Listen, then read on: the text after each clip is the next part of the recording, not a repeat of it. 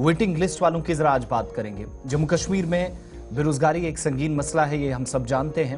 वक्त गुजरने के साथ साथ शायद चीज़ें दुरुस्त हों, हुकूमत की जानिब से जो वादे किए गए अगर वो पूरे होते हैं तो शायद चीज़ें ठीक हों।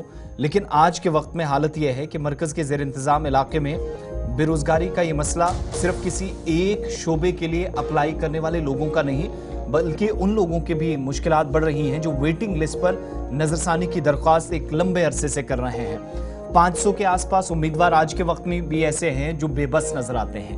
वज़ीर आला से इस मामले में अब मुदाखलत की अपील इसलिए की जा रही है क्योंकि 500 के आसपास ऐसे लोग जो हाल ही में जो इम्तिहानात हुए उनमें भी इन लोगों ने शिरकत की, लेकिन वेटिंग लिस्ट का एक बड़ा मामला, अगर एक किसी नौजवान को या किसी एक उम्मीदवार को कहीं एक महकमे में किसी एक शोबे में खिदमत का मौका मिला, उसको जॉब मिली, उसी वक्त किसी दूसरे में भी वो हो जाता है तो बाई चॉइस कई लोग एक जगह से छोड़ना भी चाहते हैं। लेकिन इस दौरान पूरा प्रोसेस जो है इन लोगों के मुताबिक काफ़ी ज़्यादा मुश्किलात हैं। और अगर जो हमारे पास जानकारी है या वेटिंग लिस्ट में जो जिन लोगों के नाम हैं या जो उम्मीदवार हैं जिनने कई बार प्रोटेस्ट किए, नौजवान हैं जो बेरोज़गारी की इस आप कह सकते हैं कि इस दौर से गुजर रहे हैं, वो ये मानते हैं कि अगर दिल्ली, हरियाणा, पंजाब, गुजरात, इन जैसी स्टेट्स के अंदर जो कवायद व ज़वाबित वाज़े किए गए, जिस हिसाब से काम सरकारें चला रही हैं, अगर उस लाइन को खींचा जाए तो शायद जम्मू कश्मीर में बहुत हद तक चीज़ें ठीक हो सकती हैं।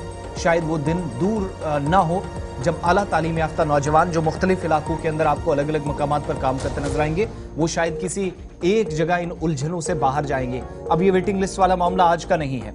पिछले साल एक हुक्मनामा आया जिसमें SRO 43 का भी हवाला दिया गया और तब सरकार की जानिब से कहा गया कि वेटिंग लिस्ट वाले मामले पर सरकार की जानिब से क्लियरेंस दे दिया गया है। ये फाइनल ऑर्डर्स हैं जो तब चीफ सेक्रेटरी की तरफ से आए थे और इंतजामी काउंसिल में भी एक मरतबा इस पर बात हुई थी। लेकिन अब तवक्को ये की जा रही है कि वज़ीर आला शायद इस मामले में अफसरान के साथ, लेफ्टिनेंट गवर्नर के साथ मामले को टैकल करे, सिचुएशन को देखे, क्योंकि दोनों प्रोविंसेस, ये किसी एक जिले का, किसी एक ब्लॉक का, किसी एक तहसील का मसला नहीं है। दोनों प्रोविंसेस से श्रीनगर, जम्मू के अंदर बार बार एहतिजाज हुए। वेटिंग लिस्ट का मामला जिसको कंसीडर करने के लिए कहा जा रहा है, लेकिन अभी तक बदकिस्मती से नहीं हुआ है।